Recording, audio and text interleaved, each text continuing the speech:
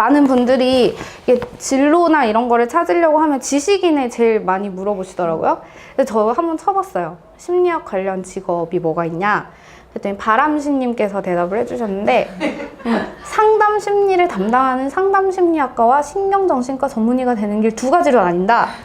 근데 가장 각광받는 직업으로는 미술심리치료사, 원예심리치료사, 반려동물 매개치료사, 그리고 뭐 컬러 심리치료사, 향기 테라피스트 막 이런 굉장히 많은 종류의 직업들이 각광받고 있다고 얘기해 주셨는데 다 틀렸어요. 완전히 틀렸고요.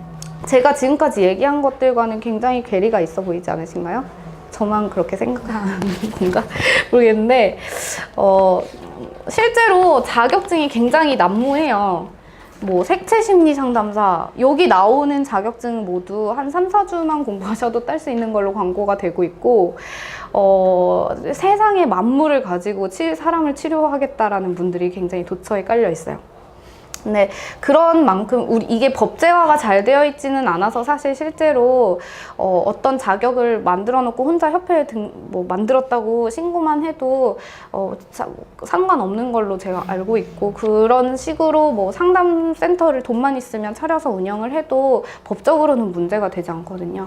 그래서 실제로 상담을 받든 아니면 내가 진로에 대해서 설정을 하든 올바른 정보를 좀 취득하는 게 가장 중요한 요소입니다. 그래서 어떻게 하면 좀 제대로 정보를 알 수 있나 알려드리면, 일단 꼭 심리학이 아니어도 상관없어요. 심리학 아닌 학문이어도 일단 관련 학회에 들어가 보시는 거를 추천을 하고요. 보시면 여기 학회 소개에 들어가시면 분과 산하학회라는 메뉴가 있어요. 그러면 이렇게 분과가 나눠져서 안내가 되고 있거든요. 상담, 산업 및 조직, 사회 및 성격, 뭐 발달, 뭐 인지 및 생물, 이런 식으로 분과가 쫙 나와요. 그 중에 저는 이제 제1분과인 임상을 전공을 하고 있는 사람이고, 그쪽 박사도 임상 전공을 하고 있는 사람이에요. 그리고 이따가는 이제 정신의학 전문의 모실 거고, 그리고 뇌과학 쪽으로 석사 전공하신 분도 모실 거라서 다른 분야에 관심 있으신 분들은 그쪽으로도 질문을 이따가 해주시면 돼요. 그래서 이런 식으로 학회 들어가셔서 보시면 그 학회 분과의 홈페이지에 들어가실 수 있거든요. 홈페이지 들어가시면 관련 자격증 확인하실 수 있고, 그런 자격증이 있는 분들께 상담을 받거나 아니면 그런 자격증을 취득하는 방법을 알아보는 게 가장 좋은 방법입니다. 그리고 뭐 일반적으로 학부 전공을 하게 되면 어디를 가느냐 하는 거는 이제 학부만 나왔을 때는 사실 비슷해요. 인사 뭐 계열로 들어가시는 분들도 있지만 뭐 대부분 자기가 원하는 진로 어디든 가실 수는 있어요. 근데 기본적으로 석사를 만약에 전공을 하신다 그러면은 대부분이 임상심리 전문가라는 자격증을 취득하기 위해서 하시는 분들이 많고, 그리고 그거 아닌 물론 다른 분과에서 뭐 상담 전공하시는 분들은 상담심리 전문가 자격증 따시려고 하시는 분도 있는데, 심리학 석사를 전공하게 되시면 임상심리 전문가라는 자격증을 취득할 수 있는 최소 조건이 돼요. 그래서 임상을 전공을 하시게 된 다음에 다 여러 가지 선택을 하실 수 있는데요. 뭐 뇌인지 뇌과학 박사 전공 요즘에 하시는 분들도 되게 많고요. 통계학이나 심리학 박사 전공으로 가시는 분들도 많고요. 여기에 이제 임상 심리학을 하느니 내가 의전원에 가서 의사가 되겠다라는 분들도 뒤늦게 생기세요. 이게 임상심리학에서 하는 역할과 이제 정신의학 전문의가 하는 역할은 좀 유사하기도 하면서 좀 이렇게 따로 역할을 하는 부분이 되게 많거든요. 그래서 협업을 하는 기회도 있고 하다 보니까 이분들이 저 같은 경우에도 그렇고 공부를 하다 보면은 약간 약물 쪽이나 약간 신체 내분비 쪽이나 뭐 이런 쪽에도 관심 가지고 뇌 쪽에도 관심 가지면서 뒤늦게 의전원 가시는 분들이나 뇌과학 전공에서 다른 길을 개척하시는 분들도 되게 많아지는 것 같아요. 그리고 심리학 석사가 이제 저는 임상 전공이기 때문에 요거 위주로 좀 많이 말씀을 드리는데 사실 범죄나 측정 막 되게 다양한 분과들이 있어요. 뭐 측정 심리학 같은 경우에는 통계를 얘기를 하는데요. 임상 심리에서는 특히 아까 말씀드린 것처럼 과학적인 연구 결과 그리고 거기에 베이스한 뭐 치료나 뭐 병인론을 찾는 거 뭐 이런 것들을 되게 중요시 하다 보니까 연구 방법이 되게 중요해요. 그래서 통계를 되게 잘 해야 되는 학문 중에 하나이고 그런 쪽으로 관심이 있으신 분들은 아예 그냥 임상을 전공을 했어도 연구원으로 취업을 하시는 분들도 있어요. 연구소에서. 그리고 석사를 아예 측정으로 가시거나 박사를 통계학으로 하시는 분들도 생기고요. 그래서 임상심리를 전공했다고 해서 꼭 임상심리 전문가만 되는 것은 아니고 요새는 그리고 일반 기업에서도 스타트업이나 뭐 스타트업 아니더라도 약간 임상심리 전공을 석사 전공을 한 사람을 약간 공학적인 그런 베이스를 가진 회사에서 많이 스카웃을 하려고 해요. 그래서 뭐 뇌파라든지 아니면 MRI라든지 이런 지식을 좀 접목해서 일할 수 있는 친구들을 많이 찾고 그런 기업에 들어가서 그 새로운 지식을 배우면서 일을 하기도 하고요.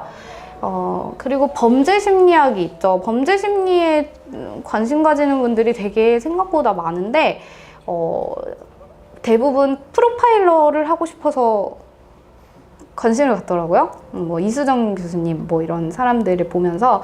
근데 실제 현장에서 제 석사 후배 중에 하나도 경찰 공무원으로 지금 들어갔는데요. 범죄 심리를 전공하거나 임상 심리를 전공했다고 해서 프로파일러가 되지는 못할 확률이 많아요. 실제로 이제 범죄 현장이나 그런 데에 들어가서 되게 현장 직무를 수행하기는 되게 어렵다고 보시면 되고 대부분 피해자 심리 지원을 하거나 행정과 관련된 업무들 같은 거를 많이 하게 됩니다. 그리고 조금 추가적으로 뭐 도움을 줄 수 있다면 뭐 가해자 뭐 심리 검사라든지 이런 것들이 경찰이나 혹은 검찰에서 일하실 때 해보실 수 있고요. 뭐 교도소에 들어가서 교화하는 것들이나 심리 검사하는 것들, 정신감정하는 것들을 하실 수 있고요. 뭐 조직 및 산업은 제가 잘 모르기는 하는데 뭐 대부분 인사 관련된 거, 조직과 관련된 그런 업무들을 많이 하게 되고 돈을 잘 법니다. 돈 벌고 싶으신 분은 조직 및 산업을 가시면 좋아요.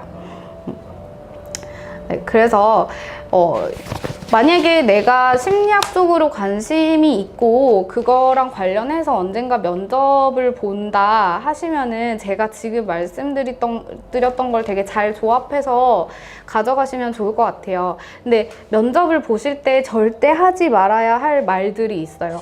지금 여기 나온 게 저희 교수님들께서 매년 되게 듣기 싫어하시는 말씀을 총망라해 놓은 거거든요. 자, 첫 번째로 아까 말씀드린 놀이치료사, 원예치료사, 음악치료사가 되고 싶어요. 이게 이제 뭔가 되게 잘못됐다기보다는 학문이 이제 학문적인 영역은 아닌 것 같아요. 일단 놀이나 원예나 음악은 치료의 하나의 도구로 사용될 수는 있는데 뭐 이거를 내가 뭐 음악을 좋아하니까 음악 치료사가 될 거예요. 그래서 심리학과를 전공할 거예요. 라고 말씀을 하시면 좀 되게 논리가 부족하게 되고요.